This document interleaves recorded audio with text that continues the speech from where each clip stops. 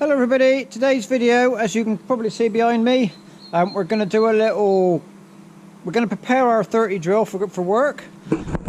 So what we've got here, this is one of the smallest ones that were in the range. So these were available in a variety of widths. This is a 2.5 meter. There was a 3, a 4 and a 6.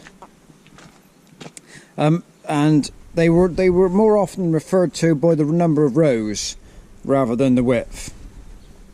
And the row widths, the spacings was available in two different spacings. I think these are the wide ones, and the other spacing was narrower than what these are. So if you look on so this is a disc drill, and there were Suffolk coulters available and hoe coulters. I think that was the 3 that were available.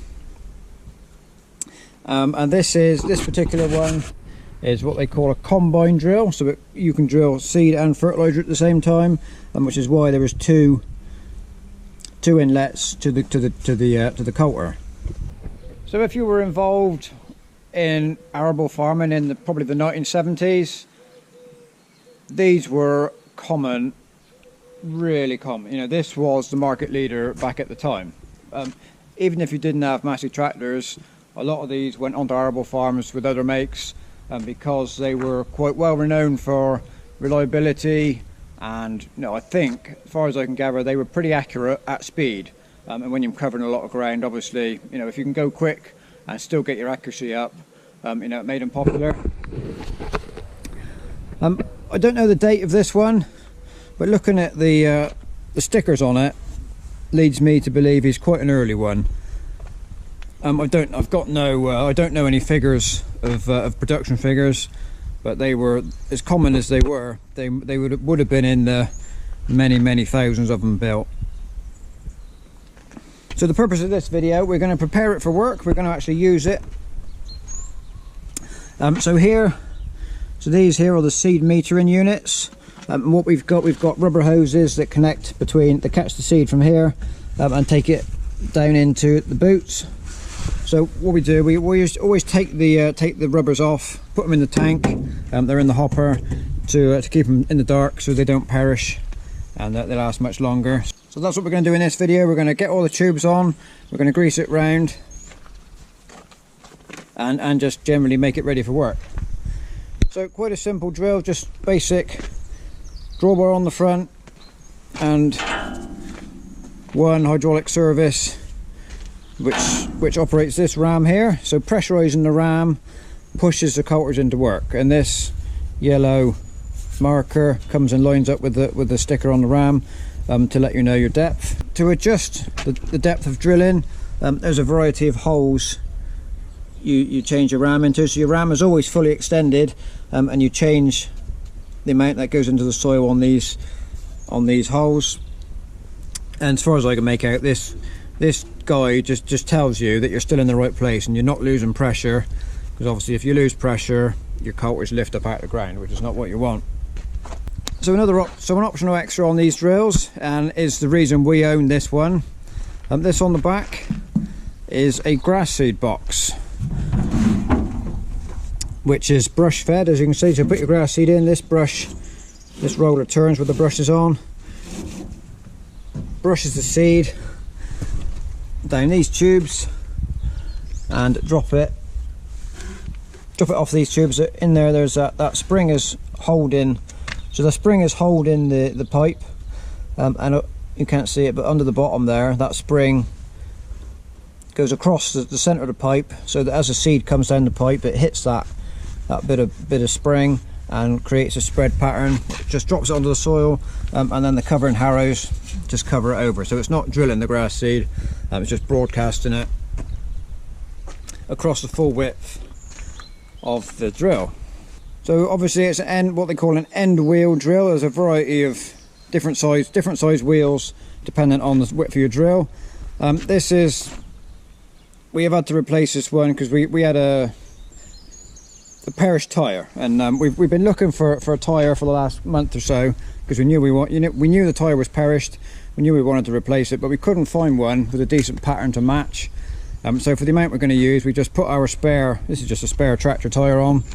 It is the same circumference as a proper tyre, which is important because this is the land wheel drive.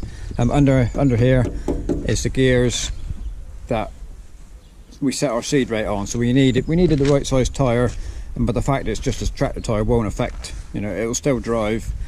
The most important thing was that it's the same size so that we can calibrate properly. So I said earlier on, it's a combine drill, and you can drill seed and fertiliser at the same time. So like we were at the front, so these are the outlets where the seed is going to come out. It's exactly the same at the back, a set of rollers, but we've taped those over because obviously we're not planting fertiliser, so we just tape them over just to make it easy to clean later on. You know, when we clean the drill out, it just stops any seed going up in there and getting caught.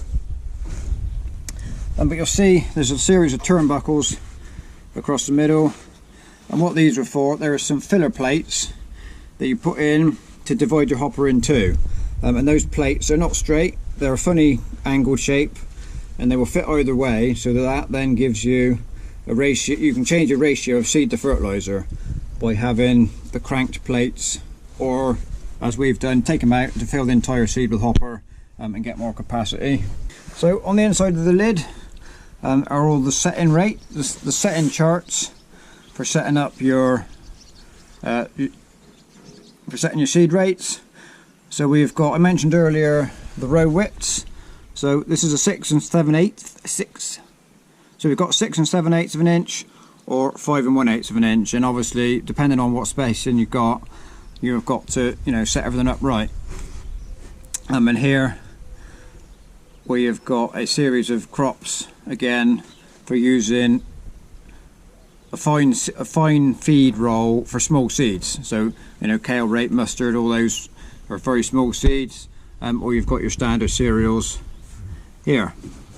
Also one in the grass seed box to give you a rough guide. The only thing is with the grass seed box, it's not as accurate as it is with the, you know, the meter in rollers.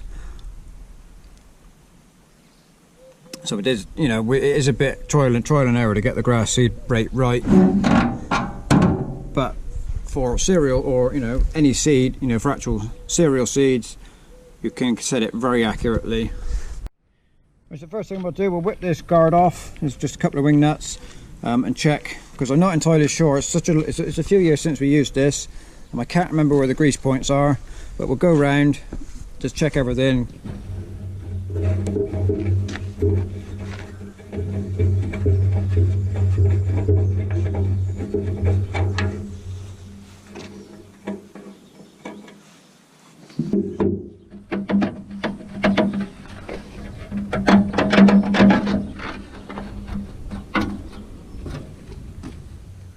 Right, so here's the main drive chain, comes up from the stub axle. This one here is drive to the seed metering rollers, and the back one is the fertiliser metering, and then there's your gears in between that you can change to alter your rates. So this drive chain's a little bit slack. We will put a bit of tension on there.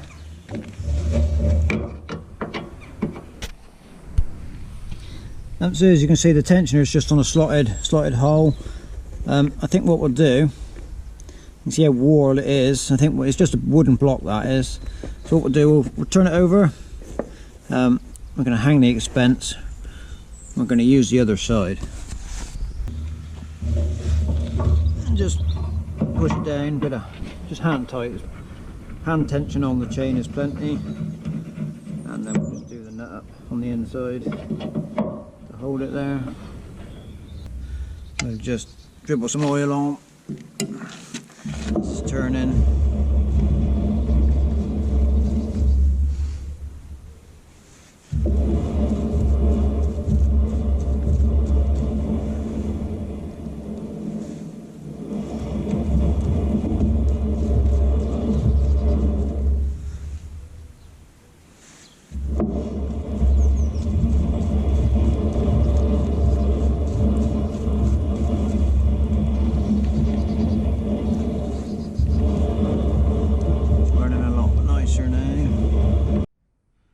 So there's a couple of grease points under this guard in these gears. They're turning on the shaft. So we'll grease them, and then that is put a bit of grease around the gears, because at the moment obviously we're not in gear, we're just freewheeling. When the gears are engaged, obviously these are all turning, metering the seed.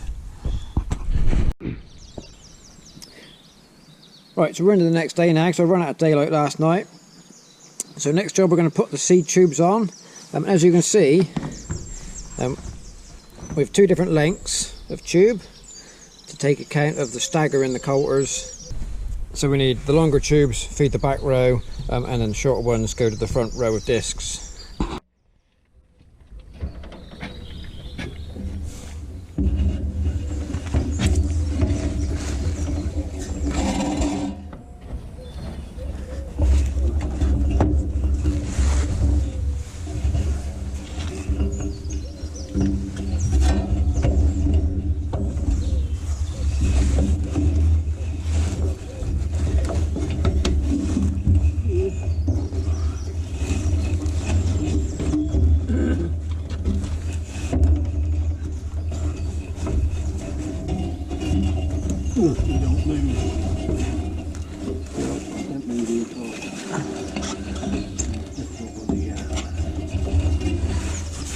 There's a stone in there.